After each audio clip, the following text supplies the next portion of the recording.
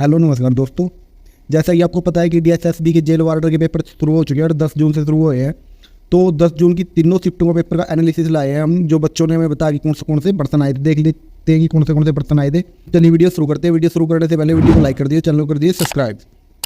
चलिए शुरू करते हैं। पहले फर्स्ट शिफ्ट का देखते हैं, उसके बाद सेकंड, उसके बाद थर्ड। तीनों शिफ्टों का पेपर इसमें देखें। और यदि आपको पीडीएफ चाहिए तो पीडीएफ के लिए आप हमारे टेलीग्राम चैनल को ज्वाइन कर सकते हैं।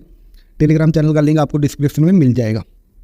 जो पहला प्रश्न है, आम्र वर्षा किस राज्य में होती है? ये केरल और कर्नाटक में होती है और ये मानसून से संबंधित है। जो मानसून आता है ना हमारे भारत में, उससे संबंधित आम्र वर्षा। मतलब ये ऐसे नहीं होती कि आम हुई वर्षा होती है, मतलब ये वर्षा से संबंधित है, मानसून से संबंधित प्रश्न है ये। जो प्रश्न नंबर 2 है, 2011 की जनगणना के अनुसार महिला साक्षरता कितनी थी भारत में? तो ये थी 74.4। अगला प्रश्न, गाबे हब्बा किस राज्य का प्रसिद्ध त्यौहार है? कर्नाटक का। प्रश्न नंबर 4, महिलाओं के लिए बस में फ्री यात्रा हेतु किस राज्य ने शक्ति स्मार्ट कार्ड योजना शुरू की? 11 जून 2023 को। तो कर्नाटक ने की। प्रश्न नंबर 5, अनुच्छेद 61 किससे संबंधित है? अनुच्छेद 61 संबंधित है राष्ट्रपति पर महायोग से संबंधित प्रावधान है इसमें। और आपको बता देंगे 52 से 61 राष्ट्रपति से संबंधित आर्टिकल है, सारे राष्ट्रपति से संबंधित अनुच्छेद है 52 से 61 में। प्रश्न नंबर 4, राष्ट्रपति के निर्वाचन मंडल अनुच्छेद में उल्लेखित है? मतलब किस अनुच्छेद में उल्लेखित है? तो अनुच्छेद 54 में। उसके बाद Ganga dolphin day. Ganga dolphin day है 5 अक्टूबर का। प्रश्न नंबर 8, अनुच्छेद 169 किससे संबंधित है? संविधान के अनुच्छेद 169 के अनुसार राज्यों में विधानसभा के अतिरिक्त एक विधान परिषद भी हो सकती है। मतलब कि जैसे राज्यसभा और लोकसभा है ना सेंटर में, उसी तरह एक विधान परिषद भी हो सकती है। ये पहले जो थी जम्मू कश्मीर जब केंद्र शासित प्रदेश नहीं बनाया था, उससे पहले 6 थी, एक जम्मू कश्मीर की भी थी। अब ये करंट में 5 है, प्रेजेंट टाइम में 5 है। उसके बाद क्वेश्चन नंबर 9। क्वेश्चन नंबर 9 है, 1527 में कौन सा युद्ध हुआ था? 1527 में खानवा का युद्ध हुआ था, जो बाबर और मेवाड़ के राणा सांगा के बीच हुआ था। ठीक है, अपने पास ट्रिक है, लेते हैं उसको भी। जैसे पानी पिया, खाना खाया, चंदा देखा, घर गया, मर गया।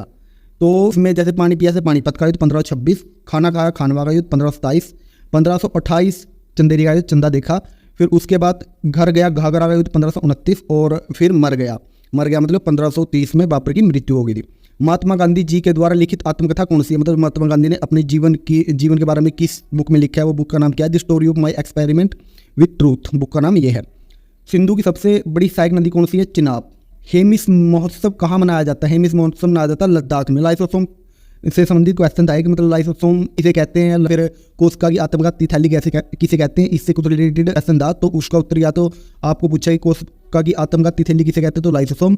ये लाइसोसोम से रिलेटेड और प्रश्न था, लाइसोसोम को क्या बोलते हैं? तो कोशिका की आत्मघाती थैली। लाइसोसोम जो व्हाइट ब्लड सेल में है, जो हमारी ब्लड सेल होती है, जैसे red blood cell, white blood cell और प्लेटलेट्स, तो इसमें जो व्हाइट ब्लड सेल होती है उसका एक भाग है लाइसोसोम। मौलिक कर्तव्य किस अनुच्छेद में? मौलिक कर्तव्य भाग 4 के अनुच्छेद 51 में है। कुल इनकी संख्या की बात करें तो 11 है, पहले 10 थी। और एक शिक्षा का अधिकार जोड़ दिया गया, जो 6 से 14 साल के बच्चों को शिक्षा देना अनिवार्य है उसके माता पिता के द्वारा। ठीक है, ये है हमारा 11वां मौलिक कर्तव्य। भितरकनिका राष्ट्रीय उद्यान किस राज्य में? भितरकनिका राष्ट्रीय उद्यान उड़ीसा में है। मोपला विद्रोह कब हुआ? मोपला विद्रोह 1921 में हुआ, इसे मालाबार विद्रोह भी बोलते हैं। फिर आ जाते हैं हम 10 जून की सेकंड शिफ्ट पे। क्वेश्चन नंबर 1, ऐसा कौन सा आर्टिकल है जो आपातकाल में भी निलंबित नहीं होता? मतलब आपातकाल में भी उसे सस्पेंड नहीं किया जा सकता। वो है आर्टिकल 20 और 21। आर्टिकल 21 की बात करें तो आर्टिकल 21 हमें जीवन का अधिकार देता है। मतलब हमारे देश में इमरजेंसी भी लग जाए तो इन अधिकारों को हमारे से कोई नहीं छीन सकता। जो 21 है वो जीवन का अधिकार है, मतलब हमारा जीने का अधिकार कोई नहीं छीन सकता। गुजरात का एक उत्सव पूछा था क्वेश्चन नंबर 2 में। नवरात्रि, उत्तरायण और पतंग, 3 उत्सव इसमें बता दिए हैं, बाकी और होगा जो आप एक बार देख लेना। क्वेश्चन नंबर 3, छठ पूजा कहाँ का उत्सव है? छठ पूजा सभी को पता, लगभग बिहार का उत्सव है। उत्तराखंड में बोली जाने वाली भाषा कौन सी है? हिंदी बोली जाती है, जैसे ऑफिशियल लैंग्वेज हिंदी है, बाकी गढ़वाली और कुमाऊनी लैंग्वेज बोली जाती है। मुगल साम्राज्य की स्थापना किसने की? मुगल साम्राज्य की भारत में स्थापना 1526 में पानीपत के युद्ध से बाबर ने की थी। चिराग शेट्टी को कौन सा पुरस्कार जीता? चिराग शेट्टी ने जीता मेजर ध्यानचंद पुरस्कार। मेजर ध्यानचंद आपको पता ही होगा कि आग में दिया जाने वाला पुरस्कार है। रीजिंग ला युद्ध कब हुआ? 18 नवंबर 1962 को हुआ। ये हमारे बीच और चाइना के बीच हुआ एक युद्ध का भाग है। क्वेश्चन नंबर 8, डेकाथलॉन में किस भारतीय ने गोल्ड जीता? तो सुनील कुमार ने ये गोल्ड जीता। प्लेइंग इट माई वे किसकी आत्मकथा है? ये लगभग सभी को पता है कि तो हमारे क्रिकेटर सचिन तेंदुलकर जी हैं, उनकी आत्मकथा है। साइकोलॉजी में किसका अध्ययन किया जाता है? साइकोलॉजी में हमारे माइंड का अध्ययन किया जाता है, मानवीय व्यवहार और उसकी प्रतिक्रियाओं का विस्तार से अध्ययन किया जाता है। निम्नलिखित में से तुर्काबाद शहर किसने बसाया था? तुर्काबाद के किले का निर्माण किसने करवाया था? गियासुद्दीन तुगलक ने करवाया था, जो दिल्ली सल्तनत के एक शासक थे, सुल्तान थे। अनुच्छेद 112 किससे संबंधित है? वार्षिक वित्तीय विवरण एस से संबंधित है ये।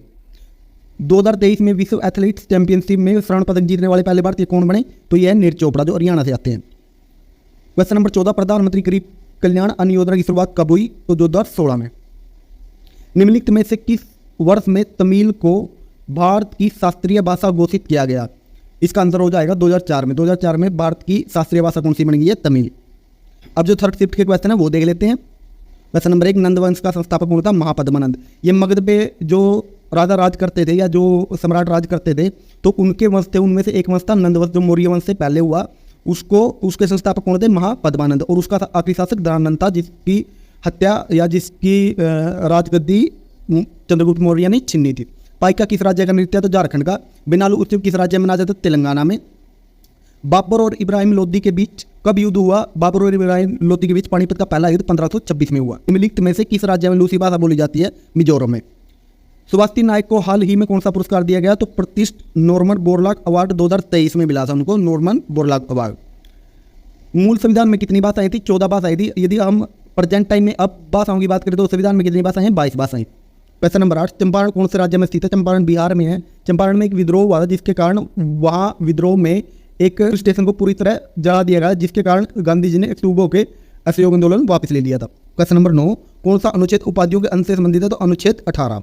कुछ क्वेश्चन ये आ रहे थे कि जैसे नृत्य का एक प्रश्न था, एक ब्लड से रिलेटेड प्रश्न था और एक जनजाति से रिलेटेड प्रश्न।